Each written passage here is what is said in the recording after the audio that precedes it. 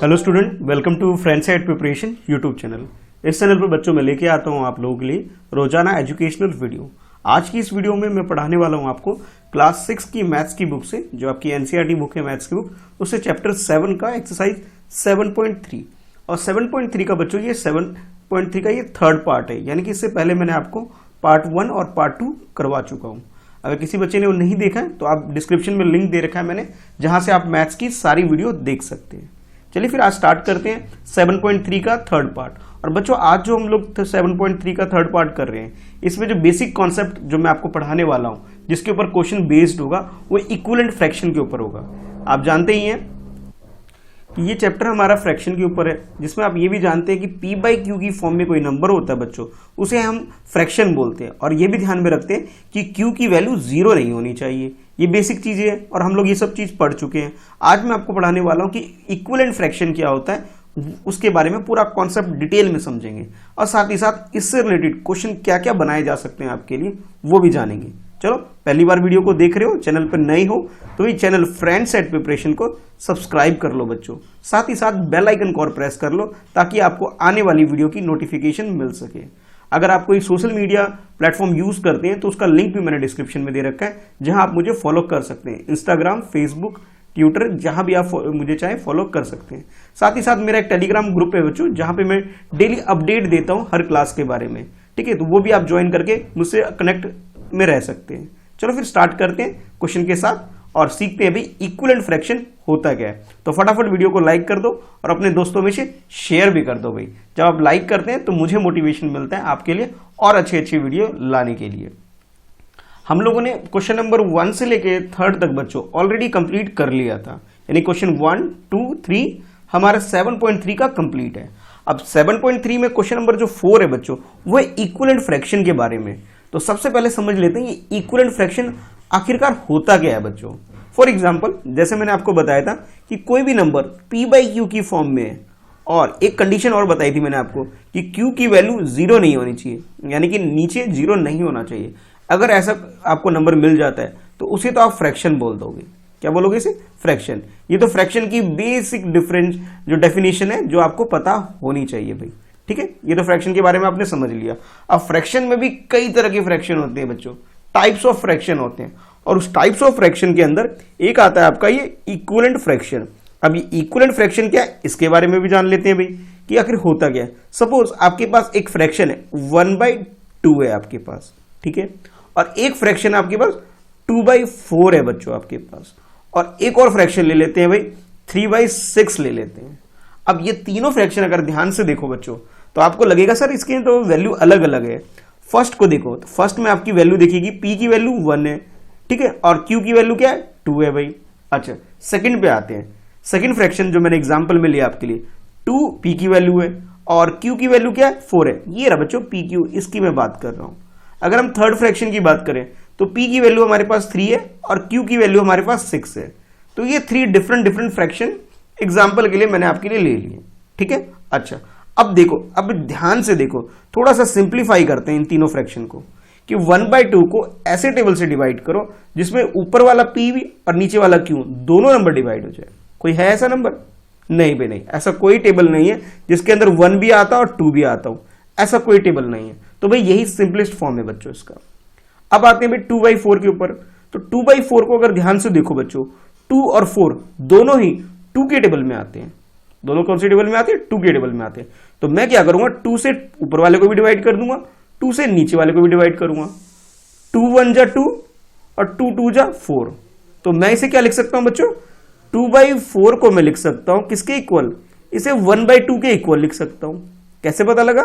हमने भाई सिंप्लीफाई किया, इसे डिवाइड करके देखा, ऊपर और नीचे दोनों ही नंबर को 2 से डिवाइड किया। तो भाई ये भी 1/2 और ये भी 1/2 हो गया, है ना। अब थर्ड की बात करते हैं। थर्ड पे ध्यान से देखो, तो यहां पे 3/6 है। अब 3 के टेबल में 3 भी आता है, 6 भी आता है, दोनों आते हैं भाई। तो यानी कि अगर आप 3 के टेबल से दोनों नंबर को, P यानी ऊपर वाले नंबर, न्यूमिनेटर की बात कर रहा हूं, और Q यानी कि डिनोमिनेटर की बात कर रहा हूं, इसे अगर मैं 3 के टेबल से डिवाइड करूं, 3 1 जा 3 हो जाएगा ये, और ये 3 2 जा 6 हो जाएगा। यानी कि आप ये लिख सकते हो कि 3/6 के इक्वल में लिख सकते हो 1/2। कैसे? हमने भी डिवाइड किया सेम टेबल से। तो अगर ध्यान से देखो सबकी वैल्यू सिंपलेस्ट फॉर्म अगर मैं बात करूं, फर्स्ट का तो ऑलरेडी 1/2 है, सेकंड का हम लोगों ने निकाल लिया 1/2, और थर्ड की बात करो बच्चों, थर्ड में भी हम लोगों ने 1/2 निकाल लिया। यानी कि अगर सिंप्लीफाई करो भाई, और सिंप्लीफाई करने के पास आपके पास किसी भी फ्रैक्शन की वैल्यू सेम आ जाती है, तो बच्चों उसे हम बोलते हैं इक्विवेलेंट फ्रैक्शन। क्या बोलते हैं हम उसे? Equivalent fraction.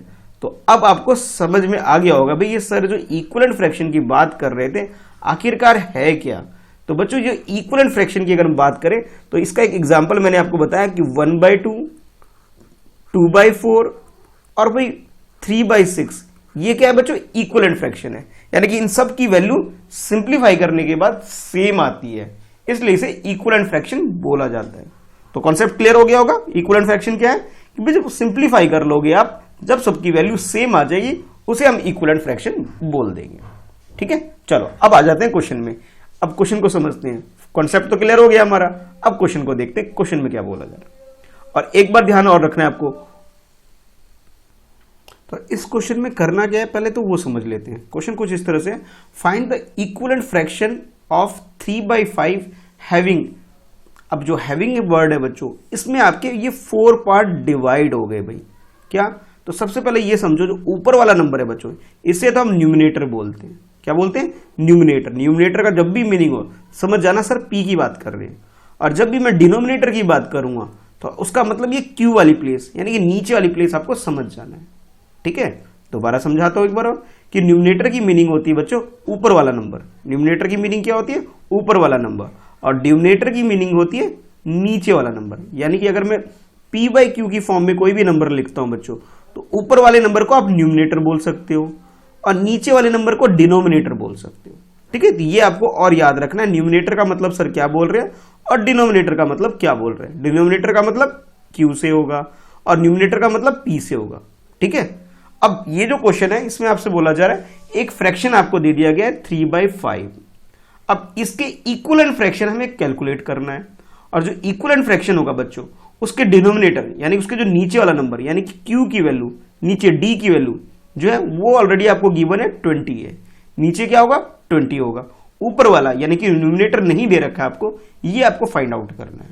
ठीक है, नीचे वाला नंबर डिनोमिनेटर गिवन है 20, न्यूमिनेटर गिवन नहीं है, ये आपको फाइंड आउट करना है। कैसे? देखो अगर आप लोगों को याद होगा एक्सरसाइज 7.3 का मैंने जो सेकंड पार्ट कराया था उसके अंदर आपको मैंने मिसिंग नंबर कैसे फाइंड आउट करते हैं वो सिखाया था। अगर आपने को लोग अच्छे से देखा है तो ये क्वेश्चन समझ में बहुत इजीली आपको आने वाला है, और जिन बच्चों ने नहीं देखा भाई इस वीडियो के बाद उसे जरूर देख लेना। ठीक है, चलो अभी करते हैं क्वेश्चन पे। फोर्थ क्वेश्चन का फर्स्ट पार्ट, तो यहाँ पे लिख दो सबसे पहले फोर्थ का ये फर्स्ट पार्ट है बच्चों। अब देखो वी रिक्वायर्ड डिनोमिनेटर 20। देखो एक तो आपके पास नंबर गिवन है ऑलरेडी फ्रैक्शन, वो क्या है बच्चों? 3/5 है। ठीक है, तो अब 3/5 आपको फ्रैक्शन ऑलरेडी गिवन है।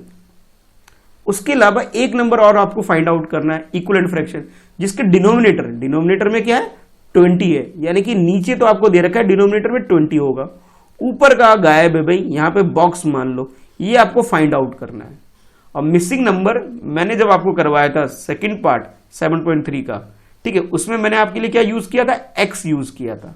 अब यहां पे न्यूमिनेटर बोला जा रहा है भाई, क्या निकालना है हमें? न्यूमिनेटर निकालना पड़ेगा बच्चों। तो आप लिखोगे लेट n कर देते, let n be the numerator. n for numerator होता है ना, इसलिए मैं n लिख रहा हूं। Let n be the numerator of fraction, यानी कि इसे मैं इस तरह से भी लिख सकता हूं कि 3/5 इज इक्वल टू n/20। मैंने क्या किया बच्चों? इस बॉक्स की जगह जो ब्लैंक स्पेस है इसकी जगह ही n को प्लेस कर दिया। देखो कुछ इस तरह से, देयरफॉर आप ये इस तरह से लिख सकते हो। क्या किया मैंने? ध्यान से देखो इन दोनों को। अब इसे इस तरह से लिख दिया मैंने कि 3/5 इज इक्वल टू 9/20। ठीक है, अब कहोगे सर इन दोनों में जरा डिफरेंस लग रहा है, हमें अलग अलग लग रहा है भाई। वो इसलिए बच्चों क्योंकि मैंने यहां पे ये जो आपका ये वाला साइड है इसको मैंने आगे लिख रखा है यहां पे, और इस वाले साइड को भी पीछे लिख रखा है, बस और कुछ नहीं है। ठीक है, तो इसे सॉल्व कुछ इस तरह से करेंगे बच्चों, जरा ध्यान से देखो। n/5 है आपकी, n/20 है, इसे मैंने आगे लिख दिया, और आपके पास है भाई 3/5। अब याद करो मैंने आपको क्रॉस मल्टीप्लीकेशन सिखाया था भाई। अब ये क्रॉस मल्टीप्लीकेशन से क्वेश्चन सॉल्व होगा। ठीक है, देखो ये इसको इम्प्लाइज, दिस इम्प्लाइज बोलते हैं इसको। तो यहाँ पे हमें n को और 5 को मल्टीप्लाई करेंगे, तो इसलिए मैंने यहाँ पे क्या लिखा है 5 मल्टीप्लाई बाई n कर दिया बच्चों। क्या लिखा मैंने 5 मल्टीप्लाई बाई n, यानी कि इन दोनों को मल्टीप्लाई कर रहा हूं। और भाई जब इन दोनों को कर रहे हो तो आप इन दोनों को भी मल्टीप्लाई करोगे क्रॉस में, यानी कि 20 को मल्टीप्लाई करोगे 3 से बच्चों। ठीक है, अब आपके पास जो नेक्स्ट स्टेप होगा उसमें आपके पास ये जो n के साथ जो 5 मल्टीप्लाई में बच्चों, ये इसके साथ डिवाइड में भेज देंगे हम लोग। क्या करेंगे, डिवाइड में भेज देंगे, यानी कि 20 मल्टीप्लाई बाई 3 है बच्चों यहाँ पे, और ये जो 5 मल्टीप्लाई में था ये यहां डिवाइड में आ जाएगा। ठीक है, यहां डिवाइड में आ गया। अब इसको सिंप्लीफाई कर लो भाई। सिंप्लीफाई कैसे करेंगे, सेम टेबल से डिवाइड करेंगे 5 के टेबल से। देखो 5 1 जा 5, यहां सॉल्व हो जाएगा। और ये बच्चों 5 4 जा 20 होता है, यानी कि 20 को अगर 5 के टेबल से डिवाइड करोगे बच्चों तो आपके पास 4 आ जाएगा, और 5 को 5 के टेबल से डिवाइड करोगे तो 1 आ जाएगा। यानी कि आप ये लिख सकते हो 4 मल्टीप्लाई बाई 3 डिवाइड बाई 1 लिख सकते हो। लिख सकते हैं ना भाई, 4 यहां से आ गया इसको काटने के बाद, और ये 3 आपके पास और नीचे 1। अब क्या है भाई, अब तो सिंपल मल्टीप्लाई करना है, तो आपके पास ये 12 बाई 1 आ जाएगा। 1 लिखने की हमें जरूरत नहीं है, यानी कि 12 हमारा आंसर आ गया। 12 क्या है बच्चों, n आया 12, n मीन्स न्यूमिनेटर, ये हमने लेट किया था ना, let n be the numerator. Numerator यानी ऊपर वाला नंबर भाई फ्रैक्शन के अंदर 12 आ गया। तो अब जो ये बॉक्स है बच्चों, बॉक्स की जगह नंबर लिख सकते हैं हम लोग। ये नंबर है ना n डिवाइडेड बाई 20, तो n की वैल्यू आपके पास क्या आ गई, 12 आ गई भाई, इसलिए ये 12 डिवाइडेड बाई 20 हो जाएगा। फाइनली आंसर लिखोगे बच्चों, देयरफॉर द रिक्वायर्ड फ्रैक्शन, जो फ्रैक्शन जो हमें चाहिए बच्चों वो हो जाएगा 12 बाई 20। 20 तो ऑलरेडी गिवन था हमें, ठीक है, 20 तो बच्चों हमें ऑलरेडी गिवन था, हमें ऊपर वाला n फाइंड आउट करना था। n means numerator find out करना था, जो 12 आ गया। क्लियर है। एक और देखते हैं भाई इसका बी पार्ट, ज्यादा क्लियर हो जाएगा। तो बी पार्ट में बच्चों आपके पास जो क्वेश्चन है उसे देख लेते हैं। और देखो भाई यहाँ पे बी पार्ट में फ्रैक्शन तो सेम है 3/5, और यहाँ पे न्यूमिनेटर आपको गिवन है 9 होना चाहिए। न्यूमिनेटर मतलब ऊपर वाला n गिवन है, यानी कि d निकालना है आपको, d फॉर डिनोमिनेटर निकालना है आपको। न्यूमिनेटर गिवन है, डिनोमिनेटर निकालेंगे हम।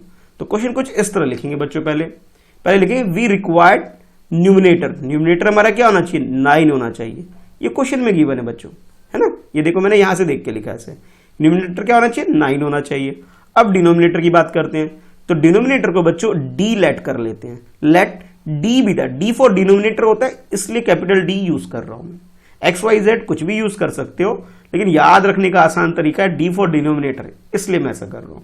तो ये हो जाएगा बच्चों आपका let D be the denominator of fraction. उस फ्रैक्शन का डिनोमिनेटर क्या होगा, डी, हमने लेट कर लिया। तो आप लिख सकते हो कि भाई ये नंबर होगा आपके पास, ये क्या होगा 9/d हो जाएगा। देखो p/q की फॉर्म में होता है, और मैंने आपको बताया p मीन्स न्यूमिनेटर ऊपर वाला नंबर, d मीन्स डिनोमिनेटर, ऐसे ही होता है ना बच्चों। अब देखो p/q की फॉर्म n/d यानी numerator divided by denominator. Numerator आपको क्या गिवन है, 9 गिवन है भाई, डिनोमिनेटर मालूम ही नहीं है हमें, ये तो फाइंड आउट करना है। तो इसमें क्या करेंगे, इसकी जगह मैं d लिख देता हूं, डिनोमिनेटर की जगह क्या लिखता हूं, d लिख देता हूं। क्लियर है। और उसके बाद जो हमें फ्रैक्शन गिवन है, जो इसके इक्वल फ्रैक्शन यानी इक्वलेंट फ्रैक्शन जो गिवन है 3/5 इस क्वेश्चन के अंदर, वो लिख दिया मैंने। देखो कुछ यही लिखा है मैंने कि देयरफॉर 9/d, ये रहा 9/d इज इक्वल टू 3/5, ठीक है, यही लिखा है मैंने। तो आई होप समझ में आ गया होगा ऐसा क्यों लिखा है मैंने। अब देखो भाई, अब करेंगे क्रॉस मल्टीप्लाई। 9 को 5 से मल्टीप्लाई करोगे, और 3 को बच्चों 3 को करोगे d से, कुछ इस तरह से। मैं आगे स्टेप में कर रहा हूं, इसके बाद जो नेक्स्ट स्टेप होगा कुछ इस तरह से होगा। अब ये लिख लो 9/5 लिख लो, ठीक है, और इधर लिख लोगे d 9 into 5, सॉरी यहां पे क्या करोगे इसे 9 into 5, और ये d into 3 हो जाएगा बच्चों, ठीक है। इसको इन दोनों से मल्टीप्लाई, इसको इन दोनों से मल्टीप्लाई। उसके बाद बच्चों क्या करेंगे, इसे लिख लेंगे मल्टीप्लाई करके। चाहो तो मल्टीप्लाई करके डायरेक्ट लिख लो, ये क्या है 45, और ये आ गया आपके पास d मल्टीप्लाई बाई 3। अब मुझे d निकालना है, तो ये 3 मल्टीप्लाई में बच्चों इसे मैं यहां डिवाइड में ले आता हूं, यानी 45 डिवाइडेड बाई 3। 45 को किससे डिवाइड करोगे, 3 से डिवाइड करोगे। अब थोड़ी सी मेहनत करनी पड़ेगी भाई, 45 को 3 से डिवाइड करना पड़ेगा 3 के टेबल से। 3 1 जा 3, 1 आ गया रिमाइंडर, और ये 5 और ले लिया, तो 3 5 जा 15 हो गया। ठीक है बच्चों, तो आपके पास क्या आंसर आया? 15 आया। ये देखो यही लिखा है मैंने 15। तो डी की वैल्यू क्या होगी? 9 इंटू 5, 9 इंटू 5 यानी 45 कर दिया हमने इसे। और ये 3 से डिवाइड करना था। 3 कैसे आया? 3 भाई यहां से आया, ये देखो ये 3 जो था इधर इन दोनों को क्रॉस मल्टीप्लाई किया था, यहाँ 3 आया था और ये डी निकालना था मुझे, इसलिए इसको शिफ्ट कर दिया। यानी कि मल्टीप्लाई में जब शिफ्ट करोगे डिवाइड में हो जाएगा।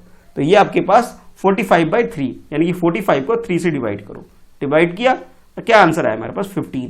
15 जो आई बच्चों, डी की वैल्यू आई है। यानी कि आप लिख सकते हो d इक्वल टू 15। डी का मतलब है डिनोमिनेटर 15 है, 15 डिनोमिनेटर। ठीक है, यानी नीचे वाला नंबर, इसकी वैल्यू आई है भाई इस डी की। तो नंबर क्या होगा आपके पास? नंबर हो जाएगा 9/15 हो जाएगा। 9 ऑलरेडी गिवन था न्यूमिनेटर, डिनोमिनेटर हमें निकालना था, अभी निकाल लिया, 15 आ गया। तो लिखोगे therefore the required fraction is 9/15। तो आई होप क्लियर हो गया होगा। चलो अभी एक और पार्ट देखते हैं, एक एक करके सारी चीजों को सॉल्व कर लेते हैं।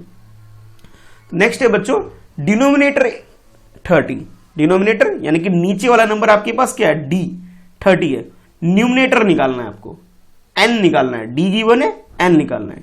और फ्रैक्शन आपको क्या देख रखा है? इक्विवेलेंट फ्रैक्शन 3/5 दे रखा है। बहुत इजी है, सिंपल है। चाहो तो मेरे साथ खुद भी कर सकते हो, ट्राई करो भाई। तो सबसे पहले लिखोगे वी रिक्वायर्ड डिनोमिनेटर 30। डिनोमिनेटर क्या होना चाहिए बच्चों? हमारे पास 30 होना चाहिए। ये भाई कंडीशन है में, डिनोमिनेटर 30 होना चाहिए, ये क्वेश्चन में हमें गिवन है। अच्छा, उसके अलावा भाई इक्विवेलेंट फ्रैक्शन हमारे पास क्या है? 3/5 है। इट मींस पहले हम ऐसा करते हैं, एन जो है कैपिटल एन, इसको न्यूमिनेटर लेट कर लेते हैं। Let N be the numerator of the fraction. ठीक है, लेट कर लिया। तो यानी कि आप ये बोल सकते हो कि therefore n/30, n for numerator, d for denominator. Denominator 30 है और ये यानी कि मैंने यहां पे क्या किया? n/30 लिख दिया। n मालूम नहीं है मुझे तो n लिख दिया। देखो n/30 और ये गिवन है भाई 3/5 फ्रैक्शन, ये एज इट इज लिख दिया हमने। क्लियर है? अब उसके बाद बच्चों देखो मैंने इसे क्रॉस मल्टीप्लाई किया, ये n को और 5 को मल्टीप्लाई किया क्रॉस मल्टीप्लाई करके। ये देखो 9 को और 5 को मल्टीप्लाई, और ये 3 और 30 को भी मल्टीप्लाई कर लिया भाई इधर क्रॉस मल्टीप्लाई। ये देखो क्लियर है? इसके बाद ये स्टेप कि भाई क्या किया मैंने? क्रॉस मल्टीप्लाई किया। इस n को 5 से मल्टीप्लाई यानी कि 5 इंटू n, और 30 और 3 को मल्टीप्लाई यानी लिख सकते हो 3 इंटू 30। क्लियर है बच्चों? अच्छा, उसके बाद क्या करेंगे बच्चों? अब यहां से ध्यान से देखो, यहां हो सकता है आपको थोड़ा समझ में ना आ रहा हो क्या कर रखा है सर आपने। तो देखो n की वैल्यू रख दिया ऐसे के ऐसे। अब जो 5 मल्टीप्लाई में था बच्चों, ये वाला 5 मल्टीप्लाई में था, इसको हम ले जाएंगे डिवाइड में, यानी कि 3 इंटू 30 को डिवाइड करेंगे किससे? 5 से। 5 से क्यों करेंगे? 5 मल्टीप्लाई में था, साइड चेंज किया तो डिवाइड में आ गया। देखो यही लिखा है मैंने, 3 इंटू 30 डिवाइडेड बाई 5। अब भाई थोड़ा सा सिंप्लीफाई कर लेंगे ताकि हमारा आंसर जल्दी निकल जाए। तो 5 के टेबल से ऊपर नीचे दोनों को डिवाइड करेंगे। 5 1 जा 5, 5 6 जा 30 हो जाता है बच्चों। तो यानी कि आप लिख सकते हो n equal to 3 multiply by 6 हो गया। कहोगे सर ये 1 कहां गायब कर दिया आपने? बच्चों 1 नीचे लिखने की आवश्यकता यानी कि जरूरत नहीं होती है। तो जब इन दोनों को मल्टीप्लाई करोगे 3 और 6 को, तो 18 आ जाएगा। तो आप कह सकते हो कि n की वैल्यू आपके पास क्या आ गई? 18 आ गई बच्चों। n फॉर न्यूमिनेटर आया भाई। फ्रैक्शन क्या होगा भाई? n/d होता है बच्चों। ठीक है, तो भाई न्यूमिनेटर 18 आ गया। डिनोमिनेटर आपको गिवन था कितना? 30 गिवन था बच्चों। तो 18/30 हमारा रिक्वायर्ड फ्रैक्शन जो हमें चाहिए वो क्या होगा? 18/30 हो जाएगा बच्चों। तो लिख सकते हो देयरफॉर रिक्वायर्ड फ्रैक्शन इज 18/30। चलो अब देखते हैं भाई लास्ट पार्ट, इसका डी पार्ट। और डी पार्ट में आपसे बोला जा रहा है कि न्यूमिनेटर 27, न्यूमिनेटर का मतलब है n की वैल्यू 27 है। इसका मतलब ये हुआ डिनोमिनेटर नहीं दे रखा है भाई, वो निकालना है हमें। ठीक है, तो कुछ इस तरह से करेंगे बच्चों। तो पहले क्या करेंगे भाई, न्यूमिनेटर कितना चाहिए? 27। तो मैंने यहां लिख दिया भाई वी रिक्वायर्ड न्यूमिनेटर 27। ठीक है भाई, उसके बाद लेट डी, डी का मतलब बच्चों denominator, let D be the denominator. क्या लेट करेंगे? D be the denominator of the fraction. उस फ्रैक्शन का डिनोमिनेटर जो होगा वो हमने डी मान लिया। तो आप लिख सकते हो 27/d। 27/d, ये देखो ऊपर p बाई क्यू, न्यूमिनेटर क्या आपके पास? 27, इसलिए ऊपर, और डिनोमिनेटर क्या होगा? डिनोमिनेटर मालूम ही नहीं है। और जब मालूम नहीं हो तो हम लेट करते हैं, तो d लिख दिया मैंने। और इक्विवेलेंट फ्रैक्शन क्या दे रखा है क्वेश्चन में? सबके लिए 3/5 दे रखा है भाई, तो लिख दिया मैंने 3/5। देखो समझ में आ गया होगा ऐसा क्यों लिखा मैंने। 20/d, ठीक है। d मालूम नहीं था इसलिए d छोड़ दिया, d बाद में कैलकुलेट कर लेंगे, और ये 3/5, ठीक है। अब इसको बच्चों करो क्रॉस मल्टीप्लाई। क्रॉस मल्टीप्लाई का मतलब है कि भाई अब हम करेंगे इसको सिंप्लीफाई, यानी कि 27 को 5 से मल्टीप्लाई, इस तरह से, या डिसिंप्लाइज लिख लिया 25 मल्टीप्लाई बाई 27, इसको 7 करना पड़ेगा, नहीं गलती हो जाती ना, 27 मल्टीप्लाई बाई 5 और इधर d मल्टीप्लाई बाई 3 हो जाएगा, ठीक है। और इधर हम लिख सकते हैं बच्चों कि भाई अब मुझे ये d की वैल्यू चाहिए, तो d को इधर रहने देता हूं, 3 जो बच्चों मल्टीप्लाई में था इसे डिवाइड में ले आता हूं, यानी कि 27 multiply by 5 as it is लिखा, और इसके नीचे में 3 डिवाइड में ले आया। जो मल्टीप्लाई में था बच्चों साइड चेंज करता है तो डिवाइड में चला जाता है, इसलिए नीचे लिखा। देखो यही है ना। अब जरा ध्यान से देखो, ये d की वैल्यू यही लिखा है मैंने, जरा ध्यान से देखो भाई, d की equal to 27 into 5, d equal to 27 into 5, आगे पीछे है बस, ठीक है। और डिवाइड में 3 है, डिवाइड में 3 है। अब भाई थोड़ा सॉल्व करना पड़ेगा हमें, यहां करते हैं तो दोनों को सेम टेबल से डिवाइड करते हैं, यानी कि 3 1 जा 3 हो गया और 3 9 जा 27 होता है। यानी कि आप ये बोल सकते हो बच्चों कि ये आपके पास 9 मल्टीप्लाई बाई 5 हो गया, और जो ये है बच्चों आपके पास 1 लिखने की हमें जरूरत नहीं है, यानी कि 9 मल्टीप्लाई बाई 5 इधर आ गया, ठीक है। और इसे जब मल्टीप्लाई करोगे तो आपके पास क्या आएगा, 45 आएगा, 45 इजकल टू डी होगी। अब इसको ठीक से लिखने के लिए मैं d को इधर लिख लेता हूं और 45 को इधर लिख लेता हूं। d की वैल्यू ये आ गई, और भाई जो हमारा फ्रैक्शन था, रिक्वायर्ड फ्रैक्शन, ये क्या होगा बच्चों, ये 27/d, तो इट मींस इसे क्या लिख सकते हो, 27/d। d की वैल्यू कितनी है, 45 है बच्चों, तो ये d की वैल्यू 27/45, तो ये आ गया हमारे पास क्या, रिक्वायर्ड फ्रैक्शन, जो हम कैलकुलेट कर रहे हैं इक्विवेलेंट फ्रैक्शन के लिए। तो ये आंसर क्या है हमारे पास, 27/45। कई बच्चे क्या करते हैं, डी निकाल के छोड़ देते हैं, भाई नहीं नहीं नहीं, आगे और आगे करना है भाई, रिक्वायर्ड फ्रैक्शन लिखना है आपको, क्या 27/d, डी की वैल्यू 45 है, ये लिखना मत भूलना भाई। अगर ये नहीं लिखोगे तो आंसर पूरा नहीं हुआ और मार्क्स पूरे नहीं मिलेंगे, ठीक है। तो बहुत ईजी सा था, तो आई होप आपको ये कॉन्सेप्ट समझ में आ गया होगा कि कॉन्सेप्ट में था क्या, ठीक है। चलो देखते हैं नेक्स्ट क्वेश्चन। अब जो नेक्स्ट क्वेश्चन है बच्चों, ये भी इक्विवेलेंट फ्रैक्शन के ऊपर ही है, ठीक है। जैसे हमने प्रीवियस क्वेश्चन किया था एज इट इज वैसा ही है। और क्वेश्चन में क्या है जरा पढ़ो, find the equivalent fraction of 36/48। Again 36/48 का इक्विवेलेंट फ्रैक्शन में फाइंड आउट करना है, ठीक है। सबसे पहले आपको दे रखा है कि न्यूमिनेटर जो है बच्चों वो आपके पास 9 दे रखा है। इट मींस ये है कि डिनोमिनेटर हमें फाइंड आउट करना है जो हमें नहीं पता है। कैसे करेंगे, देखो सबसे पहले लिख लो सिंपल फॉर्म में, सॉल्यूशन लिखोगे, गिवन न्यूमिनेटर क्या आपके पास 9 है न्यूमिनेटर, ठीक है।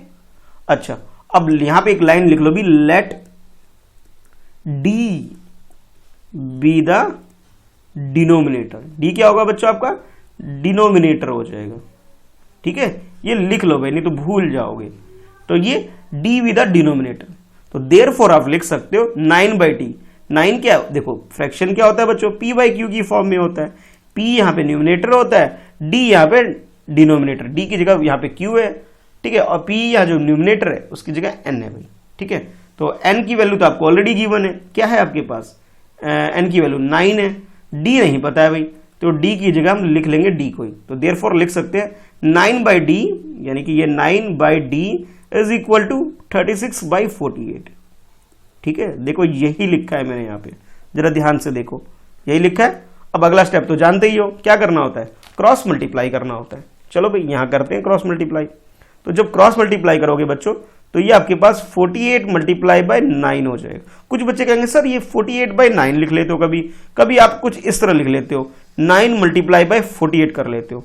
बच्चों दोनों सेम ही है, 9 को आगे कर लो या फिर 48 को आगे कर लो, दोनों सेम है, ठीक है। मल्टीप्लाई में आगे पीछे लिख सकते हैं, कंफ्यूजन में जाने की जरूरत नहीं है। अब देखो d है आपके पास, तो d मल्टीप्लाई बाय क्या करेंगे, 36 कर लेंगे। अब यहां पे भी d को भी आगे पीछे कर सकते हैं, d मल्टीप्लाई बाय 36 भी लिख सकते हैं, 36 मल्टीप्लाई बाय d भी कर सकते हैं, ठीक है। अच्छा अब भाई जो d के साथ जो मल्टीप्लाई में उसे इधर डिवाइड में ले आओ, यानी इस तरह से लिख लो 48 मल्टीप्लाई बाय 9 डिवाइड बाय 36, ठीक है। अब जो 36 मल्टीप्लाई में था बच्चों ये डिवाइड में आ गया। अब भाई मल्टीप्लाई नहीं करेंगे, पहले सिंप्लीफाई करेंगे कुछ इस तरह से। 6 के टेबल से कर लेते भाई। 6 7 जा कितना होता है भाई मालूम है? 6 7 42 होता है। और 6 8 जा कितना होता है? 6 8 जा 48 हो जाएगा भाई, है ना सिंपल। 6 8 जा 48 हो गया, यानी कि 6 के टेबल से डिवाइड किया, 6 8 जा 42।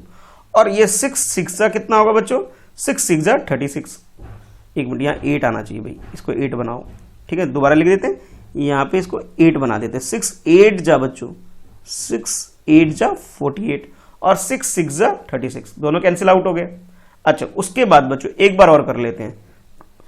2 4 जा 8 होता है, 2 3 जा 6 होता है। हो गया सिंप्लीफाई एक बार और।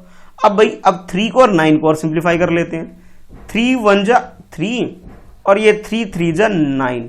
थोड़ा साफ सुथरा लिख देता हूं नीचे। आपके पास बचा क्या? 4 मल्टीप्लाई बाय 3 बचा बच्चों, और जो कि इक्वल टू डी हो जाएगा। तो देयरफॉर आप लिख सकते हो डी की वैल्यू क्या हो जाएगा? 4 से 3 को मल्टीप्लाई करोगे, क्या है आपके पास? 12 आया, तो 12 इज इक्वल टू डी। या फिर ऐसे भी लिख सकते हैं, डी की वैल्यू क्या आ गई? 12 आ गई। अच्छा, अब जो रिक्वायर्ड फ्रैक्शन होगा बच्चों वो क्या होगा? 9 बाई डी, और डी की वैल्यू कितनी है भाई? डी की वैल्यू 12 है, तो रिक्वायर्ड फ्रैक्शन हमारे पास क्या आएगा बच्चों? ये आ जाएगा 9 बाई 12 आ जाएगा। देखो मैंने यहां लिखा है, हेंस इक्विवेलेंट फ्रैक्शन, जो रिक्वायर्ड फ्रैक्शन, इक्विवेलेंट फ्रैक्शन जो चाहिए बच्चों वो 9 बाई 12 हो जाएगा। 9 ऑलरेडी गिवन था, 12 हम लोगों ने निकाला है भाई, ठीक है। ये तो भाई क्वेश्चन नंबर 5 का फर्स्ट पार्ट था। अब सेकंड पार्ट और कर लेते हैं, जिसके अंदर डिनोमिनेटर आपके पास 4 है। देखो इस तरह से डिनोमिनेटर आपके पास 4 है, तो लिख सकते हो डिनोमिनेटर गिवन है आपके पास, क्या है बच्चों? ये 4 है। अच्छा, उसके बाद भाई आपको लेट करना पड़ेगा, लेट एन बी द, देखो इस क्वेश्चन को देखो, प्रीवियस वाले को, इसमें हमने क्या किया था कि आपके पास न्यूमिनेटर गिवन था, अब आपके पास डिनोमिनेटर गिवन है। तो डिनोमिनेटर जब गिवन है बच्चों, तो आपने क्या करना होगा? न्यूमिनेटर को एन लेट करना पड़ेगा। तो लिखोगे let N be the numerator. क्या लिखोगे? Let N be the numerator. तो लिखोगे इस तरह से, let N be the numerator, ठीक है। ये मैंने यहां लिख दिया बच्चों। अच्छा, उसके बाद ये जो n बाई n, क्योंकि हमें मालूम ही नहीं, d हमें मालूम है, तो ये इस तरह लिख देंगे। फ्रैक्शन क्या होगा? n बाई 4 हो जाएगा। और इसके इक्वलेंट फ्रैक्शन आपके पास है बच्चों 36 बाई 48 है आपके पास। आप समझ गए होगे? अब फटाफट कर लो जल्दी, मुझसे पहले करो, अब बताना आंसर आ रहा है नहीं आ रहा। तो इसे क्रॉस मल्टीप्लाई करोगे, यानी कि n को मल्टीप्लाई करो 48 से, और इधर 36 को मल्टीप्लाई करो 4 से, ठीक है। और इस तरह लिख सकते हो कि n की वैल्यू जो आएगी बच्चों 36 मल्टीप्लाई बाई 4 है, और जो ये 48 मल्टीप्लाई में था इधर डिवाइड में आ जाएगा, कुछ इस तरह से।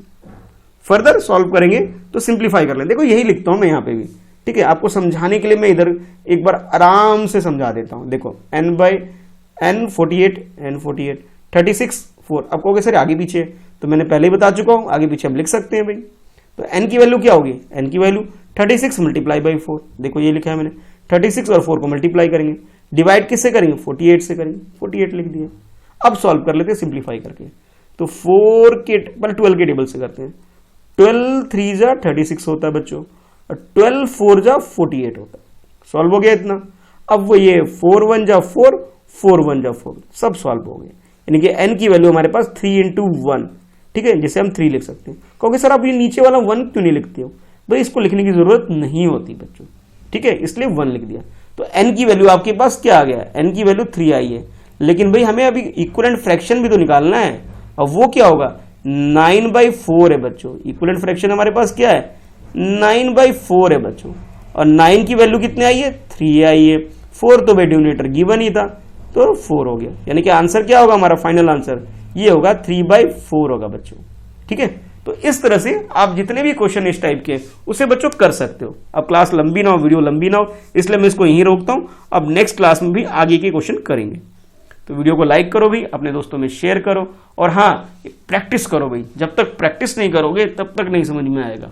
तो एक बार वीडियो को देख लो, उसके बाद बिना देखे खुद से क्वेश्चन को सॉल्व करके प्रैक्टिस करो, ठीक है। तो वीडियो कैसी लगी जरूर बताना। और हाँ भाई, छोटा सा क्वेश्चन का आंसर, इक्विवेलेंट फ्रैक्शन क्या होता है, फटाफट कमेंट करके बताओ अपने नाम के साथ। और आप इस वीडियो को कहां से देख रहे हो, अपने स्कूल का नाम और अपने सिटी का नाम बताना, कि जैसे सर मैं दिल्ली से ही वीडियो देख रहा हूं, दिल्ली हो गई, ठीक है सर, मैं मतलब असम से वीडियो देख रहा हूँ, तेजपुर से देख रहा हूँ, तो तेजपुर लिख दोगे भाई, और अपना नाम भी लिख दोगे, और इक्विवेलेंट फ्रैक्शन क्या होता है ये भी आप मुझे बताओगे।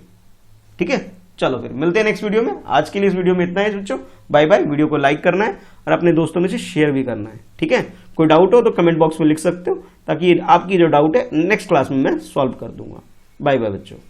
और हाँ भाई, शेयर करना, बार बार बोल रहा हूँ, शेयर जरूर करना। ठीक है।